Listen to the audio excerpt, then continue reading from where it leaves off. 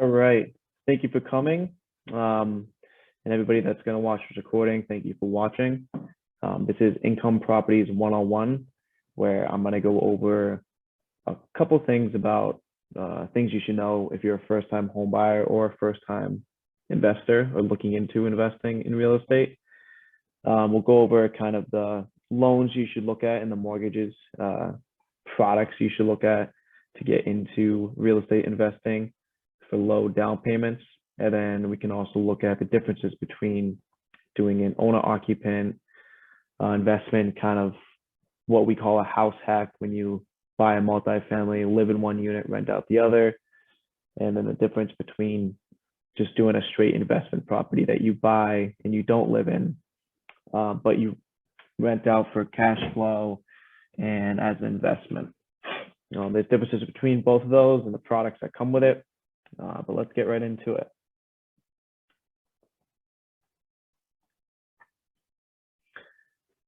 All right, so my name is Wendell Butler. I'm a loan originator, and I also invest in real estate myself. I work for Envoy Mortgage out of Medway, Massachusetts. I love helping investors start their journey with house hacking. I house hack myself, so I own a duplex and I live in one unit and rent out the other unit.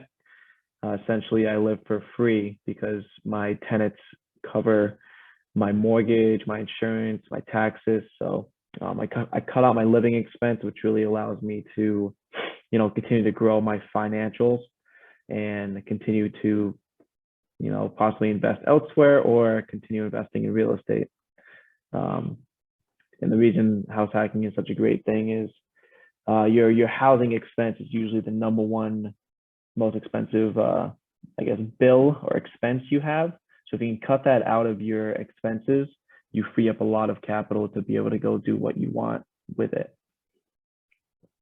I also enjoy helping veteran investors grow their portfolio as well.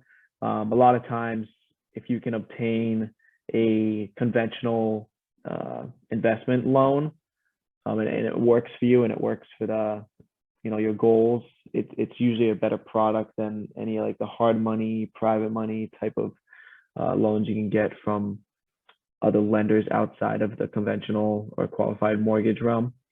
So I do enjoy helping veteran investors, seeing what they can do and, trying to find the best products for them as well. All right, so where to start? You might know where you might want to live. You might, know what kind of house or the investment property that appeals to you, or you also might know when you'd like to, move in, buy, or invest in a property. But none of this can happen until you know exactly how much you can afford. So that's my job. I try to figure out how much you can afford with your current financials and, the best way and the best avenue for you to reach your investment goals or your home buying goals. So when you first come to me with the goal of buying a property or buying an investment property or whatnot, I'm going to first look at your income from your current job or your job standing, and that will allow me to kind of see if it makes sense to progress to the next step, or if we should come up with a game plan to get you to the place where you can start this process. So I initially will run some estimates for you. If you're a W-2 employee, it's generally easier. With W-2 employees, we can look at your W-2 forms that you get from your employer, and it really breaks down how much you've made the past, couple of years, and we can easily use that just to qualify you. And then we'll, look at your credit, how much debt you have, the amount of assets, liquid assets you have to put as a down payment, and all that together will allow me to kind of get a rough understanding or a pre-qualification, as you would say, as you can say, for the amount that you can afford. If you're self-employed, this generally is a little more complicated, but it's not that complicated. What we really need is just the last 2 years of your tax returns showing your self-employment.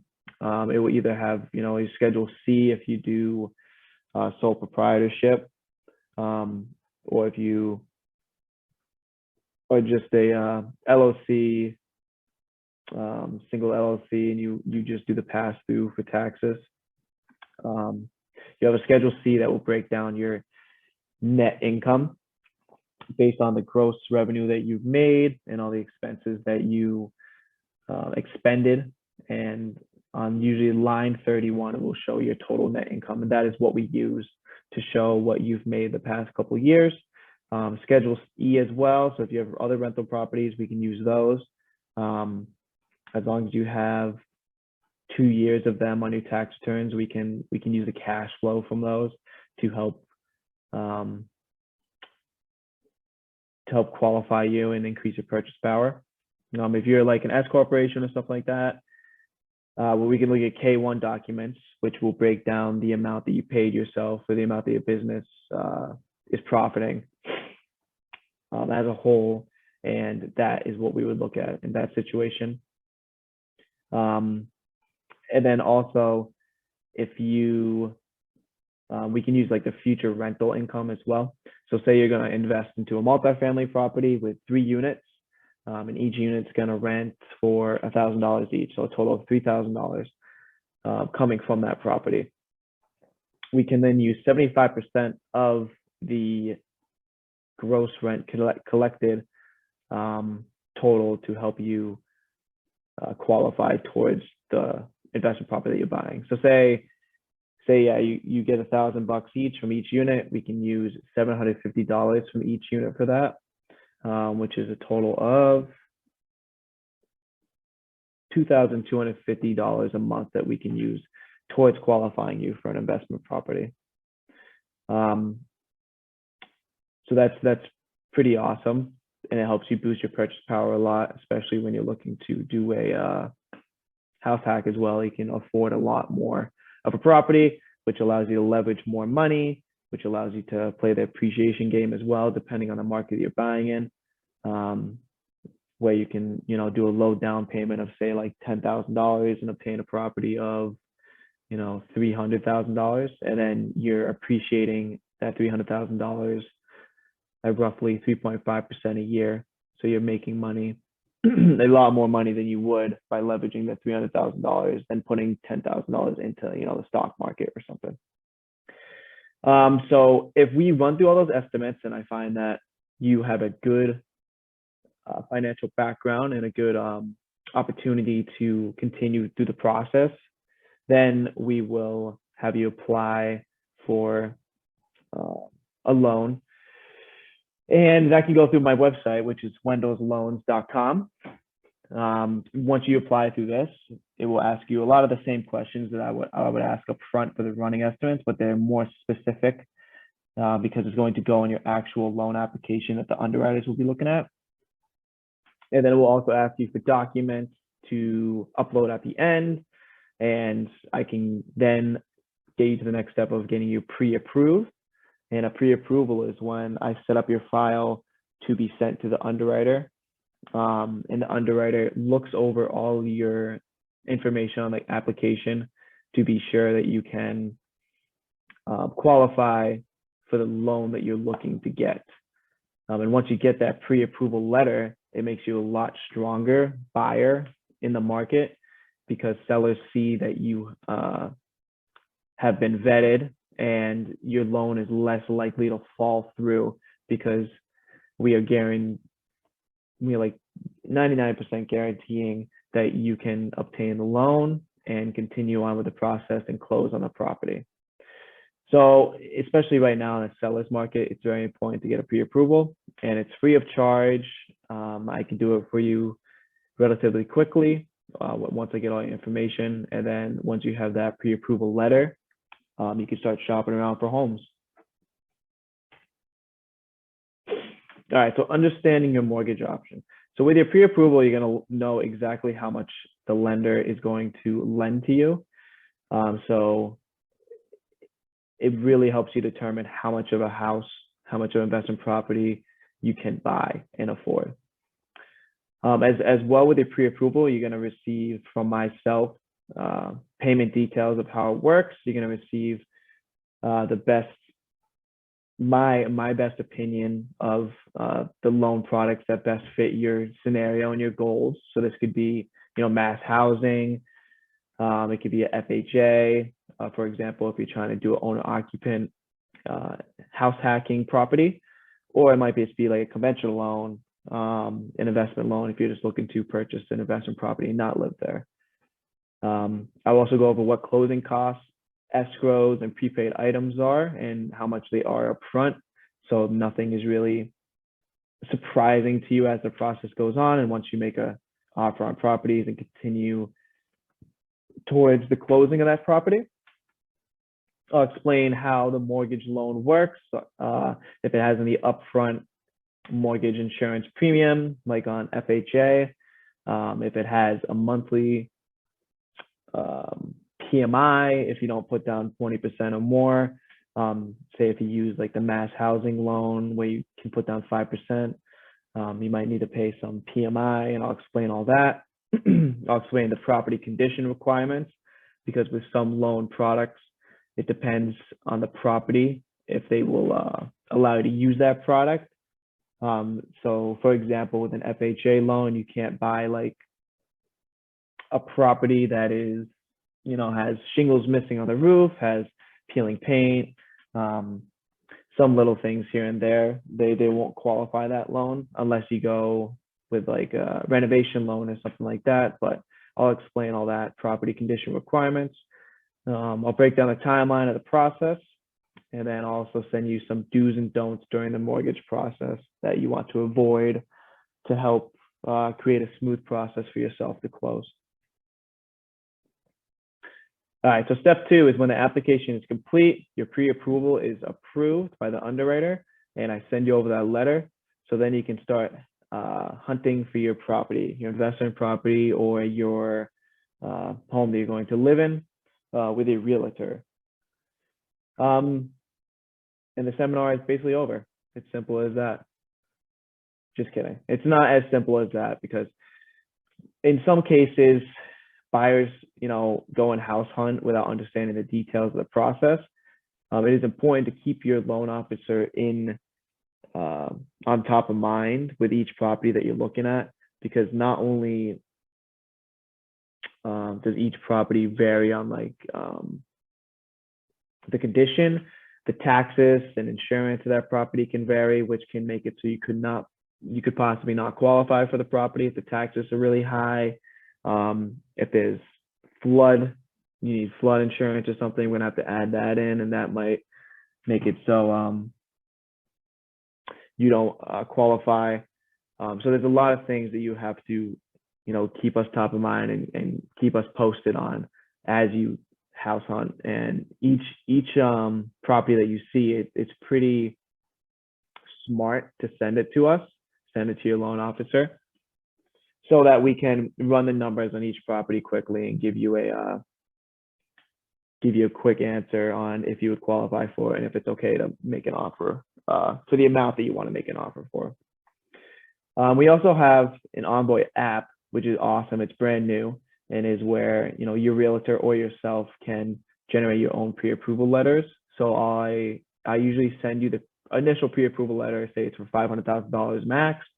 You can edit that pre-approval letter to go a little bit lower if you're going to make an offer that's lower than $500,000. So you don't have to always reach out to me and ask me for updated letters. You can do it yourself. So it's a lot more time efficient for everybody. All right, so how much you can afford, let's dive a little deep into this. So how much you can afford depends on a lot of things. It depends on your employment and income, so how much you make monthly and how consistent that income is. Your savings, so how much you have saved and how much you can put down for a down payment. Your credit card and other loan balances, so your debt. So if you have a lot of monthly debt, you might not qualify for as much as if you have no monthly debt. Your FICO, your credit score. So the higher your credit score, the lower the interest rate is you're going to be able to obtain. And the lower the interest rate, the lower your monthly payment is for the property and your mortgage. So that makes it so you can afford a higher purchase price. Your future plans come into play as well. And then obviously if you have rental income coming in from the property that you're interested in, you can use that to help qualify too. So now is the time before you even think about purchasing an investment property is to budget, continue saving, and get an understanding of what you can qualify for now, and maybe if you want to qualify for more, you can figure out a plan to work with your loan officer, your accountant, your financial advisor to get to that point. Also, if you are self-employed, it's kind of a double-edged sword, because I know a lot of self-employed people want to file the lowest amount of income possible so they don't pay a lot of taxes. But when you do that, when you're self-employed, you're showing us that you didn't make, a certain amount of money that you actually did make. And it's going to make it so you can't qualify for a home maybe as much as you would like. So what I usually tell for my self-employed individuals is to, once you start looking into purchasing a property or purchasing an investment property, you actually want to file, the highest income possible, because the higher income and the higher you show that you make, the higher you'll be able to qualify for, your purchase power. So it could be a difference of like $100,000 or so, or something like that.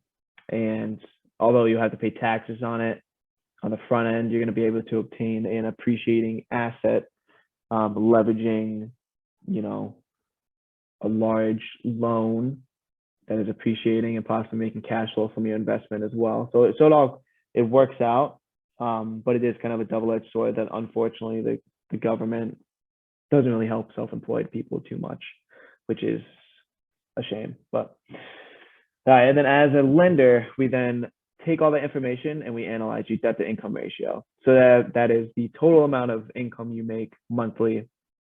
That is it is the amount of debt that you have monthly. So say you have like a $300 car payment, $100 credit card that you pay monthly, and then $100, I don't know, student loan. So that's $500 monthly, and we're gonna take that and we're gonna divide that by your total income monthly. So say you make $5,000 a month, so 500 divided by 5,000 equals 10%. So your debt income ratio currently before you obtain the mortgage is 10%. And usually the max that it can go up to is around 43%. So that means you have 33% of debt income ratio available to obtain a qualify for mortgage. All right, so credit score. Credit plays a huge role in qualifying for a mortgage. You want to make sure your credit situation is the best that it can be. And I have a lot of resources for you, and I have some tips as well. So we work with credit experts that we can refer you to if you want to really dive deep into your credit and fix it. But a few tips that can help you is to just continue always checking your credit score for accuracy, and you can do that on annualcreditreport.com. You want to make sure nothing's on there that isn't supposed to be on there, and if there is, you want to get them off. Generally, you don't ever want to close an account. So if you have an old credit card or something you're just not using, and you think closing it would be better, it actually hurts your credit, because credit history, so the time you've had credit, like a credit line open, increases your credit score. So once, say you have a credit card that you've had for 10 years and you never use it, the second that you cancel it, it's going to take that 10 years off of your history, and that's going to make it so you don't have that long-term credit line history, and it's going to hurt your credit a little bit. You want to ensure you're up to date on all loan payments. You don't want to miss any payments at all. That is the number one thing that affects people. It's like 35% of your credit score is missing a payment or timely payments.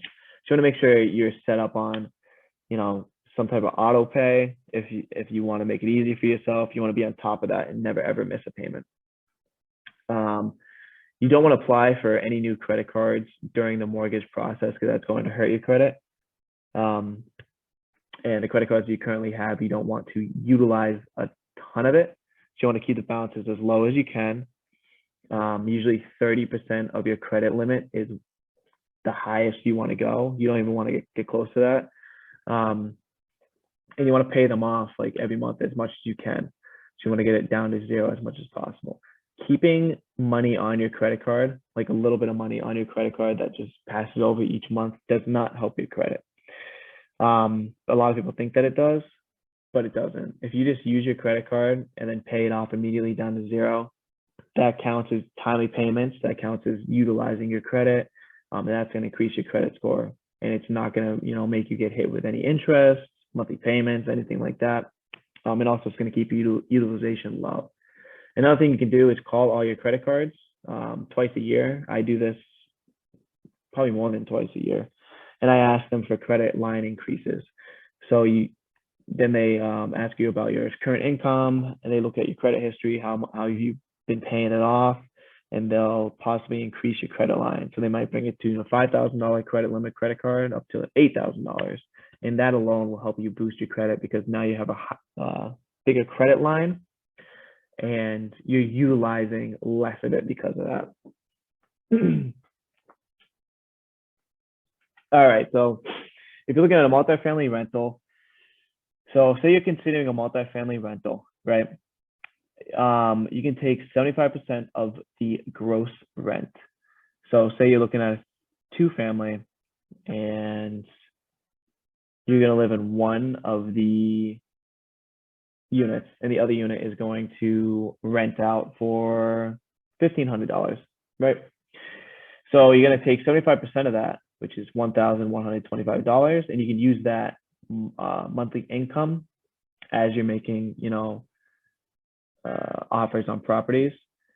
And if that property has that tenant paying that, you can use that monthly income to help you qualify. So that will help your debt to income ratio, and it'll help your purchase power go up.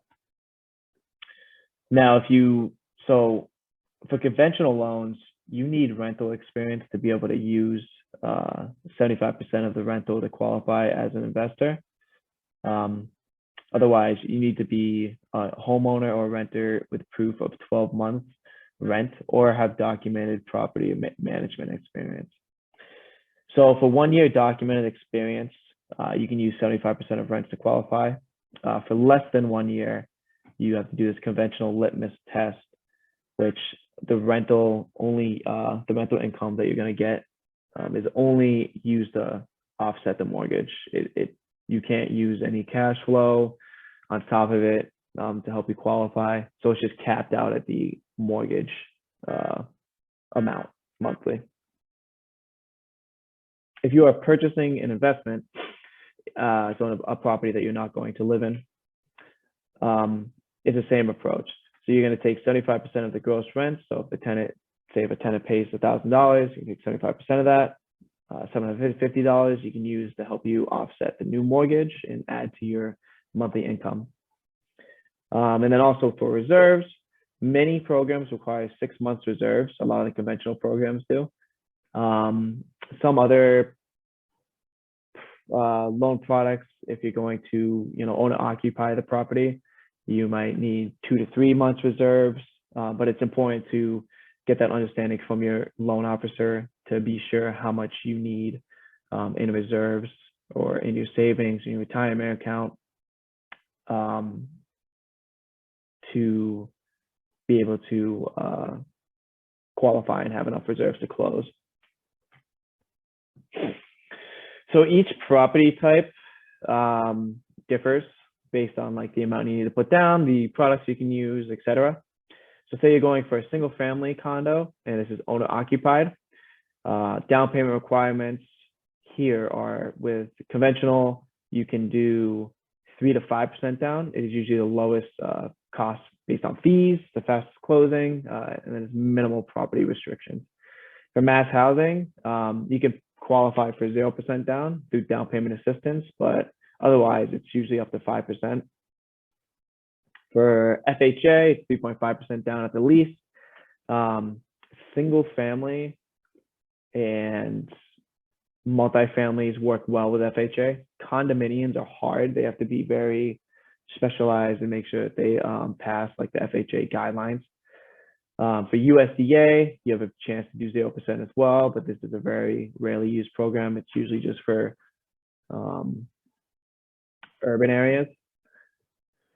VA, if you're a veteran, you also have a chance to do 0% down as well. So there's a lot of low down payment options here that you can use for single families and condos. And you can also use it for multifamilies as well, which I'll go over below. So multifamily down payment requirements for owner occupied, so as you are going to live in that property, say you're going to either house hack it or live there yourself. For conventional two-family owner occupied, it starts at 15% down at least. So this is where conventional kind of gets a little more expensive for your down payment options. The second you get into the multifamily realm, they're going to want higher down payment percentage, unfortunately. And that's why a lot of people go to FHA, mass housing, VA, other loan products that might have higher fees, but lower down payments to be able to obtain the property as an initial investment. Conventional for a 3+ family are looking for 20 to 25% down. So it just gets more the more units that you have. For FHA, for a single 2+ family, 3 family, 4 family, if you owner occupy it, you only need to put down 3.5%, which is awesome because you're going to put down the lowest down payment to be able to leverage the most amount of mortgage you can. You're going to possibly have some renters in that multifamily that's going to pay for your mortgage. So you can live for free, or you can even cash flow from that property while you're living there. And then once you move out of there, it's just going to cash flow even more because you could fill the unit that you lived in, and now you have even more property money coming in. You have the loan pay down that you're going to be receiving money from, which increases your equity. You're going to have the appreciation factor of leveraging a large amount of a loan to appreciate the property, and you're going to gain a lot more money that way, and net worth and equity too. So it's one of the best loans to really get into a multifamily property for the least amount of money.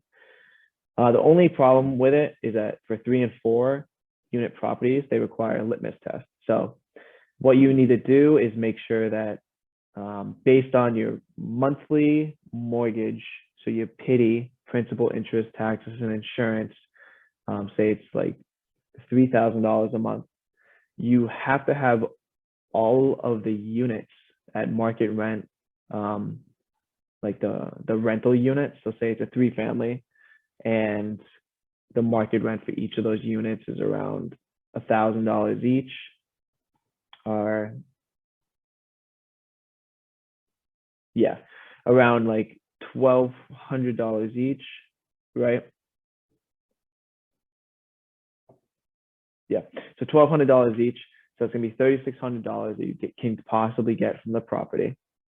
And you get to take 75% of that. So 1,200 times 3 equals 3,600 times 0.75, which is $2,700. So that's going to be less than the $3,000 PITI. So then that property won't qualify. So that means that you have to find a property that is making 75% of the total rents. It's going to have to make above $3,000, say if that's your mortgage payment, your PITI, to be able to qualify for that property. And that's the one thing that runs into a lot of problems with FHA, but it's important to, again, always keep in touch with your loan officer, send them the property details and the property numbers, and we can quickly run the numbers through our we can quickly run through the numbers and make sure that that property qualifies. So another owner-occupied loan that you can use that is low down payment for multifamily property is mass housing. So if you do an owner-occupied 2+ family, so this is 2 family, 3 family, 4 family, you only need 5% down. You can also get down payment assistance for this, and 2% of that 5% can be used for down payment assistance, but you have to at least have 3% of, they say, your skin in the game. And then plus like reserves as well. VA is also, it's just like one of the best loans available because you can do 0% down for any multifamily, any single family, anywhere. You just do 0% down. You have to have at least a year plus experience of renting to be able to use, the rental property income, but there's a lot of ways around that, and the VA is actually very lenient to their veterans, so they create a lot of good opportunities for veterans. All right, so this is if you're gonna not live in the property. If you're gonna do just investment loans, it gets a little more expensive for down payment wise. So for single family condo, conventional, the lowest down payment you can do is 15% down, and that's if you're not going to live in the property. Mass housing, FHA, VA, USDA do not offer investment loans. So if you use any of those loans, you're going to have to live in the property. You can't just buy it for an investment property. If you live in the property with that loan and then move out and it turns into an investment property after you live there for a year, that is totally fine. But you just can't purchase a property as an investment property initially with those loans. So for multifamily, the down payment requirements for an investment loan. For conventional, you're going to look at 25% down for any multifamily. So for a 2, 3, and 4 unit, you need 25% down. Plus, you also need 25% down payment plus the cost to close, so the closing costs and escrows, and then you also will need 6 months reserves left over as well. So it gets pretty expensive to do conventional investment loans. That is why I try to get people to do the house hacking method, which is using a mass housing, FHA, VA, USDA loan to get into the property for a low down payment, leveraging a loan to appreciate, build equity, build net worth, get some cash flow, live for free. And then after a year, you can move out of there and repeat the process and just build wealth slowly, but securely. And one of the best ways to initially build your net worth as a young investor. Other opportunities are through private money lenders or hard money. A lot of these are a lot more expensive, so the interest can be 9+%. They might charge you some points up front, so they might charge you like 1% or 2% of the total loan up front for you to pay out of pocket. They're usually a lot more lenient with qualifying, so you can get the loan easier, but they are a lot more expensive. So I do have, it's outside of my scope of expertise, but I know of a lot of private and hard money lenders that if you run into that problem, I can always, recommend each of them. So again, we are in a seller's market, and that means that well-priced homes are generally have multiple offers. So what can you do to set yourself apart from other offers? One is to get a strong pre-approval and an understanding of like what you can afford and the type of property that you're looking for. Make sure that it passes all the loan product qualifications, and then really just act fast. Real estate's all about being fast, being quick. So if you find a property that you like, and if you go look at it, you want to be the first one to make an offer. You want to just work with your real estate agent to be, very quick and decisive as you make offers, especially in the investment property side of real estate. People just want quick, fast, and efficient closing. And as you work with your real estate agent or with myself, we can ensure that not only will you close on time and quickly, you will have the strongest offer we could possibly grant you. So congratulations, you made it through my seminar. Although it's impossible to cover like every detail of buying an investment property in one seminar, there's a ton of angles and approaches that you can look at investment properties. I just wanted to go over some of the initial details and information regarding investment properties if you're looking to do it. So I hope you found some of this information helpful, and I am always available. I'm always happy to help with your personal, tailored mortgage options and to help you reach your goals. So if you have any questions, my contact information is at the bottom of this slide.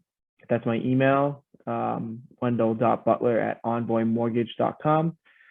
That's my cell phone, 860-377-3224.